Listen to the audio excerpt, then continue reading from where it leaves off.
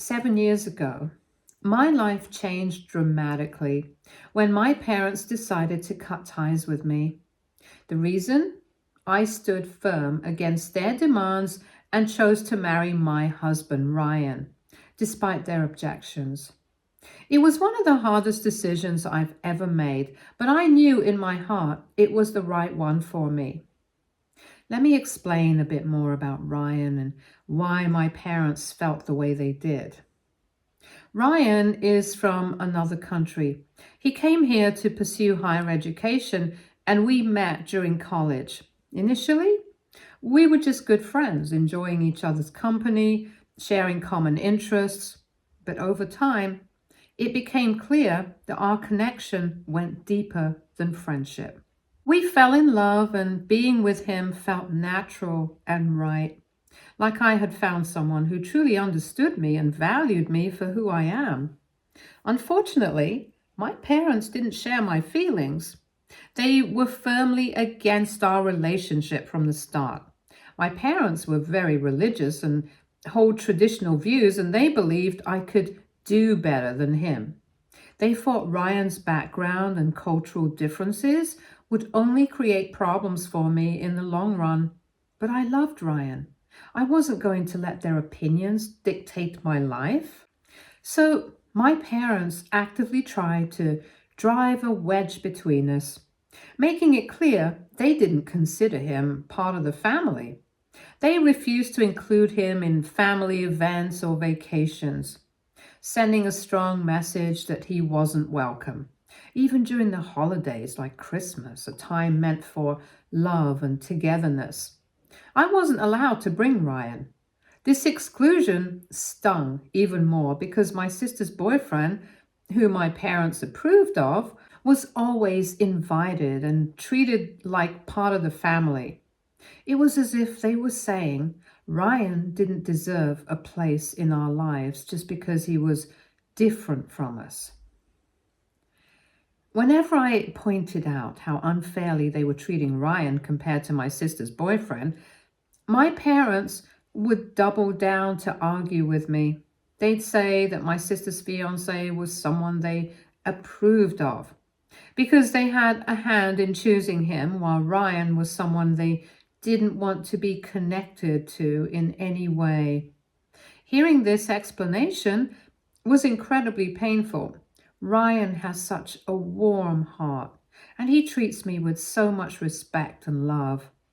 It hurts deeply that my parents couldn't see what an amazing person he was simply because of their own biases. As the years passed and Ryan and I continued our friendship, I found myself growing distant from my parents. It wasn't like I chose to push them away, but their actions and the way they made me feel left me with no other option. Every time they rejected Ryan, excluded him, or treated me differently because of my relationship with him, it created a barrier between us. It was like they were forcing me to choose. And as much as it pained me, I wasn't going to let them push Ryan out of my life. Things came to a breaking point when Ryan proposed to me and I said yes. I was so happy and excited to start this new chapter of my life with him, and I wanted to share that joy with everyone. When I announced our engagement on social media, though, it wasn't met with congratulations from my parents. Instead, my dad called me furious. He and my mom demanded that I break off my engagement with Ryan immediately, as they were ashamed to let him be a part of our family. They told me in no uncertain terms that if I didn't, they would cut me off from my inheritance. I tried to reason with them. I poured my heart out, explaining how much I loved Ryan and how happy he made me. I wanted them to understand that my decision to marry him wasn't a rebellion against them. It was about following my heart and building a life with someone who truly cared for me. But they didn't care about my feelings or my happiness. Their minds were made up and their ultimatum was clear: either Ryan or them. My sister also expressed how disappointed she was in me, that I was marrying someone outside of our community. She called me an embarrassment to our family. Hearing those words from her was devastating because despite our differences, I had always thought we had a bond as siblings. She told me that news of my engagement had spread, and now my parents were being bombarded with questions and judgment from people in the community. It was as if my personal happiness had somehow become a source of public scandal. My sister went so far as to urge me to reconsider my decision, saying I still had time to break things off with Ryan. It felt like she wanted me to prioritize the family's reputation over my love and happiness. Throughout the time I planned my wedding, the lack of support from my family was heartbreaking. My parents and sister refused to contribute in any way, and they made it clear they wanted no part in the celebration. They didn't accept my wedding invitations, and they wouldn't even entertain the idea of being there on my special day. I felt so alone during what should have been one of the happiest times of my life. Weddings are supposed to be filled with joy, surrounded by loved ones who are excited for you and your future. But instead, I was left questioning everything. Why was my decision to marry Ryan causing such outrage? As an adult, don't I have the right to choose who I spend my life with? Ryan loves me, respects me, and makes me happy. What more could they possibly want for me? Why couldn't they see that my choice to marry him wasn't a betrayal, but a celebration of love? Their anger and rejection felt so extreme. No matter how hard I tried, I couldn't understand why they were so against my happiness. Ryan was always deeply hurt by how my family treated him, though he rarely showed it. Over the years, he had come to accept that my parents and sisters simply didn't like him, despite never giving him a real chance. He had made multiple efforts to reach out and talk to them, hoping to bridge the gap and find some common ground, but they were steadfast in their rejection. It hurt him more seeing how my family wasn't even supporting our wedding. Ryan's parents were everything my family wasn't. From the moment they met me, they welcomed me with open arms. They were genuinely happy about our engagement, and their warmth and acceptance helped me navigate the pain of my own family's disapproval. They assured both Ryan and me that they fully supported us. No matter what happened, we could always count on them. They didn't care about the ridiculous prejudices that my own family had. On the day of my wedding, I was hoping, against all odds, that my family would have a change of heart. But instead, I received a message from my mom that shattered any lingering hope I had. She wrote, "Lizzie, we are not going to attend the wedding. We still can't believe that you are going through with this. If you do, you just know that your marriage is going to fail. He is not the one for you, but you refuse to see that. We are done trying to convince you. So if you go through with the wedding today, then we don't want anything to do with you ever again." Reading those words felt like a dagger to my heart. My own mother was cutting me off, not because I had done something wrong, but because she couldn't accept the person I had chosen to spend my life with. How can someone be this cruel? I tried calling my dad and my sister to reason with them, but they all ignored my calls.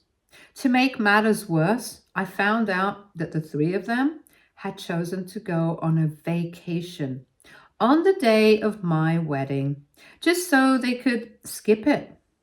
They posted their vacation photos and updates all over social media, and it was their way of broadcasting to the rest of the family and the world that they didn't support me or my marriage. Clearly, they wanted to humiliate me by doing this.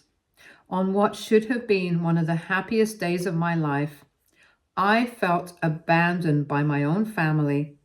I couldn't understand why my love for Ryan and his love for me was such a big issue for them, that they would go to such lengths to not just ignore me, but to ultimately disown me. So after the wedding and the fallout with my family, I made a decision to block all three of them, my parents and my sister, from my phone and social media. They had made it abundantly clear that they wanted no part in my life, and I couldn't keep holding out hope that they would change.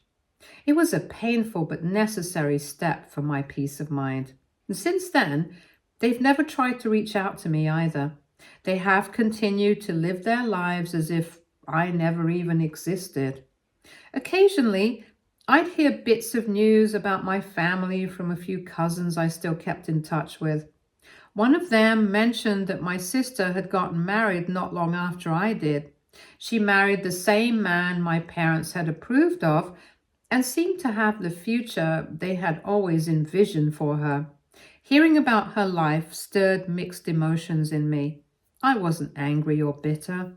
I genuinely wished for her happiness, even if we were no longer part of each other's lives. But there was also a lingering sadness knowing how far apart we had grown and how she never missed me anymore. All these years, I have never regretted my decision to marry Ryan. He is an amazing and loyal partner. He knows what I have been through and has stood by me through thick and thin. Yesterday, my paternal grandmother reached out to me. This was unexpected, as she hadn't talked to me since before my wedding. She had taken my parents' side from the beginning and had opposed my marriage. So hearing from her after all these years caught me off guard.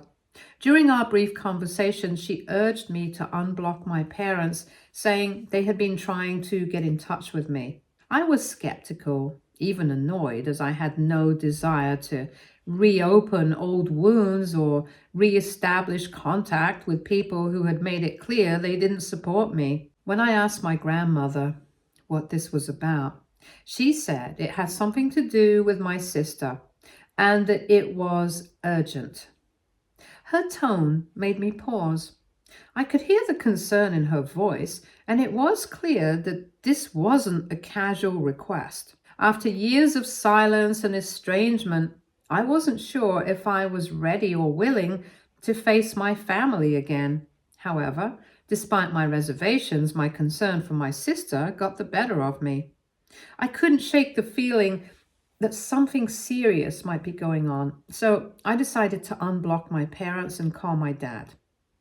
When he answered, I could hear the relief in his voice, and it was clear he hadn't expected me to reach out. After a moment of awkwardness, he explained what was going on and why he and Mom had wanted to get in touch with me.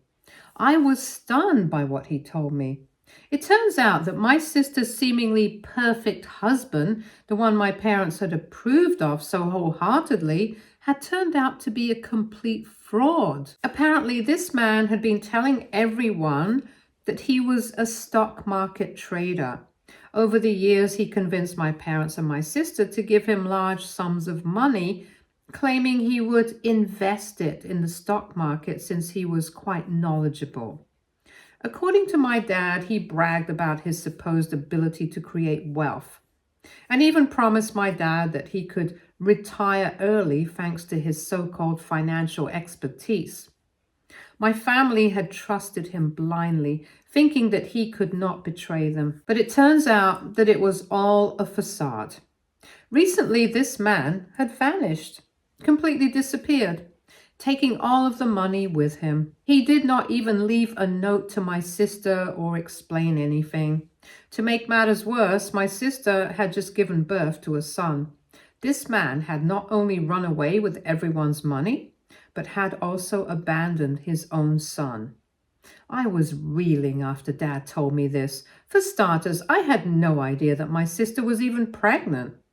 I felt horrible for her, that as a new mother, she was left to deal with the fallout, having no support other than my parents. My parents and her were devastated that they had been conned by this man. Towards the end of the conversation, my dad told me that since they were going through such a difficult time in their lives, they wanted me back in their lives.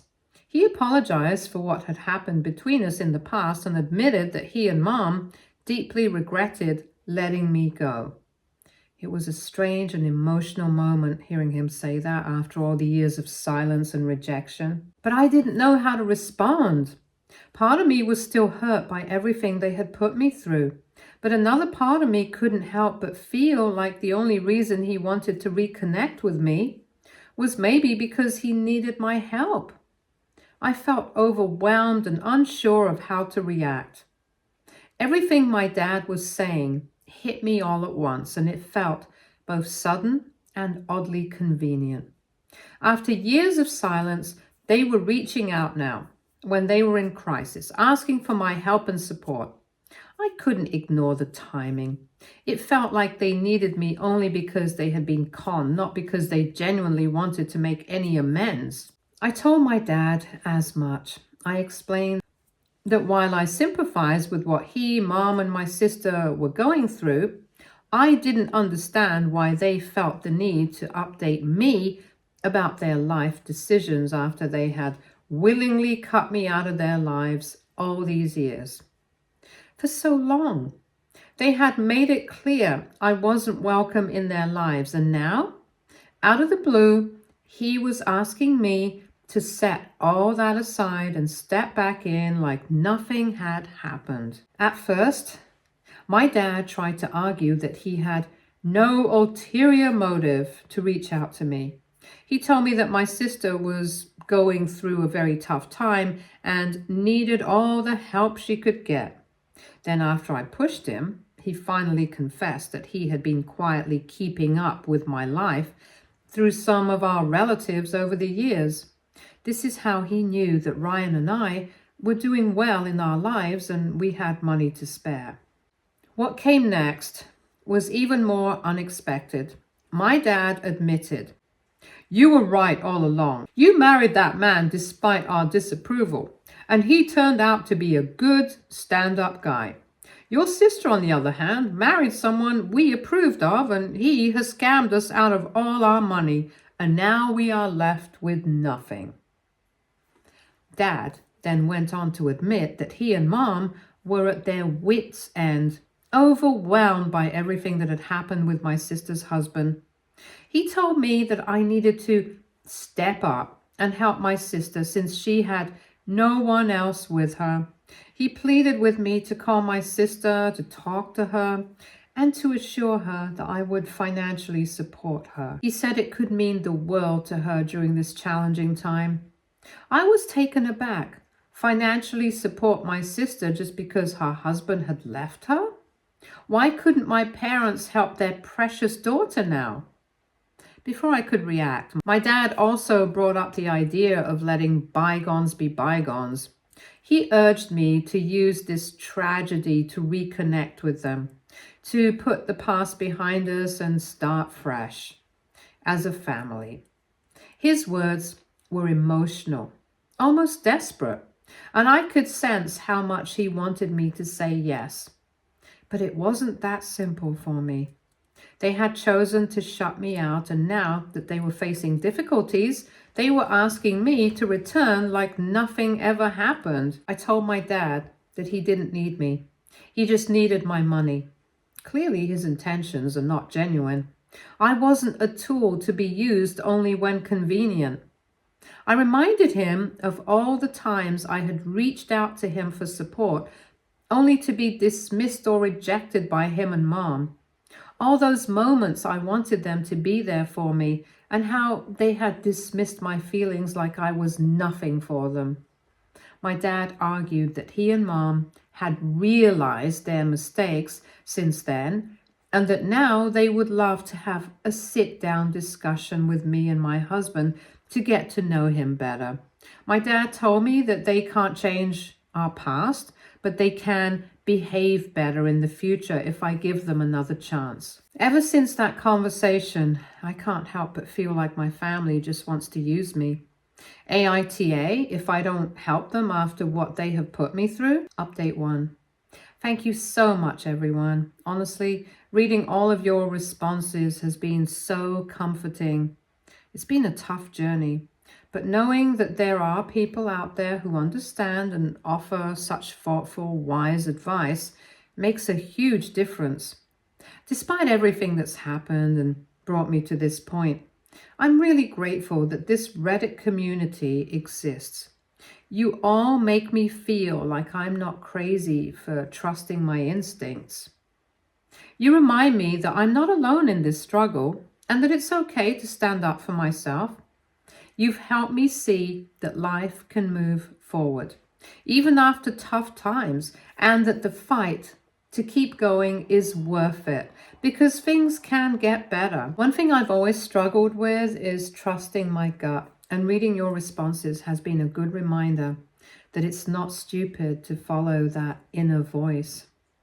Right now, I'm choosing to trust my gut, and all of you who have shared such kind, understanding thoughts, and I'm proceeding with caution with my family. It's not easy, but I do wish that things had been different with my family. I really do wish that my parents and sister had always been a supportive part of my life. But the reality is, they chose to leave me out for years. They abandoned me without caring about my feelings. They made their decisions, and now they're suddenly expecting me to drop everything and come running to help them because of this crisis they're in. My sister's husband has turned out to be a fraudster.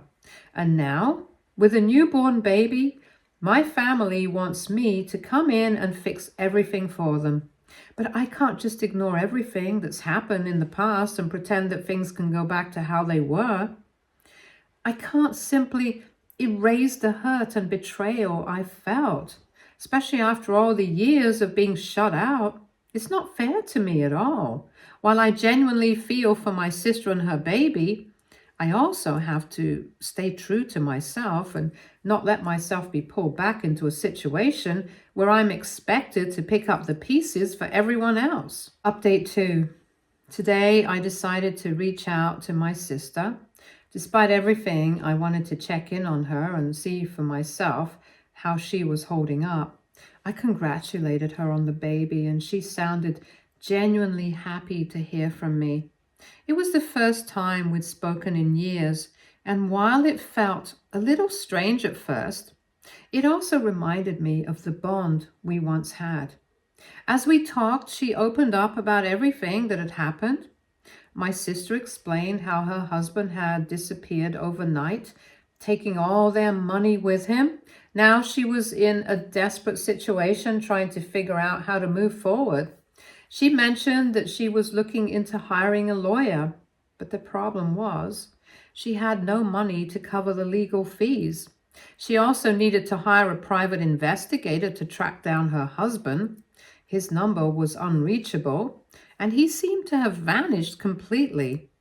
It was clear that the financial strain was overwhelming her. She admitted that she had thought about asking our parents for help, but they had also lost their money to her husband's schemes and couldn't afford to lend her anything more. That's why she was hoping that maybe I could help her. She started pleading, asking if I could start sending her some money every month because she had nowhere else to turn. She said she really needed the financial support to get through this situation. Hearing her beg for help was difficult. I could hear the desperation in her voice, and I could tell how much she was struggling.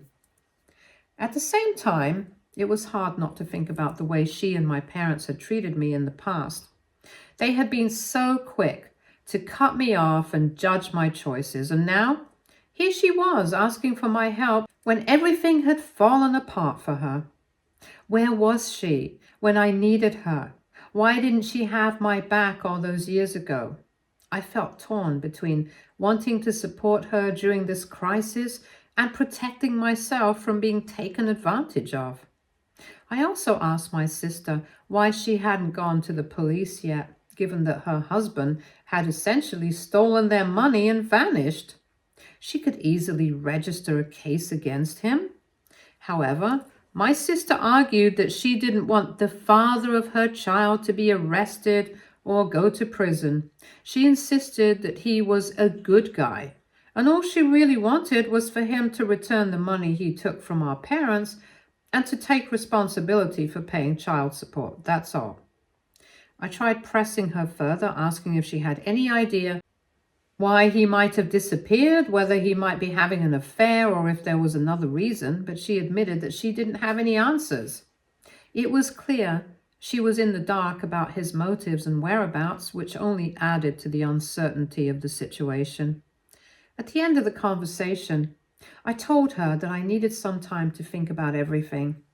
There's no denying that her situation sounds desperate, but I'm not sure whether I should help her or not. Also, I read through some of your comments under my post, and I do agree that this whole situation seems very, very suspicious. What if her husband hasn't really disappeared? What if this is some sort of elaborate ruse to guilt me into giving them money? I hate that I even have to consider this possibility, but given how my family has treated me in the past, I can't completely rule it out. So right now, I feel stuck.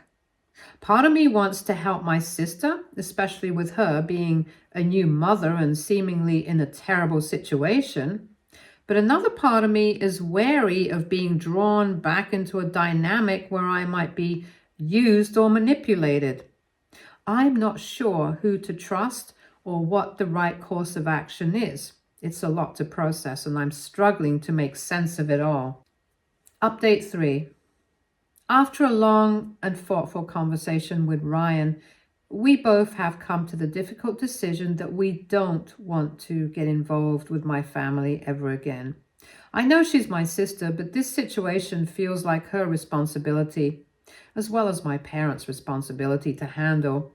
I've been through so much with them already, and I believe that this is something they need to face on their own. I have come to recognize that this is not my burden to carry. I did think about all the options. While paying for her lawyer or helping with her immediate financial needs wouldn't be a huge deal in the grand scheme of things, I'm afraid that once I start, it might never end. I worry that she might keep asking for more and more, like rent, bills, or even money for her child. The fear of opening this door and being expected to keep helping her indefinitely is overwhelming. At the end of the day, it does break my heart what she's going through, especially for her child, who might end up suffering the most. Hopefully, my sister will find her husband and make him pay for what he's done. Update 4. Hello, Reddit. This week, I finally shared my decision with my parents and my sister on a conference call, and their reactions were far from what I had hoped. My mom was the first to respond, and she called me selfish and mean for not being able to set aside my resentment and help my sister in her time of need. She said that I should be there for my sister no matter what had happened in the past. My dad followed up with a plea begging me to reconsider. He told me that if he and my mom could help my sister, they would. But they really had no money left to give her. He accused me of holding a grudge against them and unnecessarily punishing my sister for the choices they made. Clearly, they were blaming me for their problems, and that stung. Then my sister spoke up, and she told me that as her sibling, she only had me to depend on now. She pleaded that my money would really help her child and threatened that if I didn't help her, she would make sure her child would never know me. That hit me hard. I knew that she was struggling, and a part of me felt guilty for not being able to step in and help. But in the end, I still felt that this was not my responsibility. She was trying to use her child as a pawn to get me to give in to her demand. Despite how hurtful their words were, I refused to back down. I calmly told them that for all these years, they had never once checked in on me or asked how I was doing. They had never reached out during the tough times Ryan and I went through. And now, when they were facing the consequences of their own choices, they suddenly needed me. I reminded them that when they chose to cut me off and criticize my decisions, they didn't seem to care about the impact it had on me. Now they expected me to just blindly help them without any acknowledgement of how much they had hurt me in the past. I told them that I couldn't just overlook everything and step in to fix things for them. It felt like too much to ask after everything we'd been through. As much as I cared about my sister and even my parents, I couldn't sacrifice my peace and well-being for their mistakes. After I made my decision, I ended up blocking my parents and my sister from everywhere, just like I had done before. It felt like the only way to protect myself from their constant demands and guilt tripping. It wasn't an easy choice, but I knew it was the best one for my peace of mind. Some of my relatives, though, still don't understand my decision. They have voiced their disapproval and have tried to tell me that I should help my family out, especially my sister and her baby. They have reached out to me to tell me that I'm being too harsh and should grow up and put the past behind me. In response, I have told these relatives that if they care so much about helping my family, they should step up and send some money to my sister and parents every month. I have reminded them that it isn't just my responsibility to look out for my family, they should help too. After I said that, suddenly my relatives had nothing else to argue with me about. It was like the tables had turned, and they realized that they couldn't just expect me to fix everything for them without taking responsibility themselves. I hope after this they stop trying to persuade me. Stay tuned for more stories from Argo Relationships.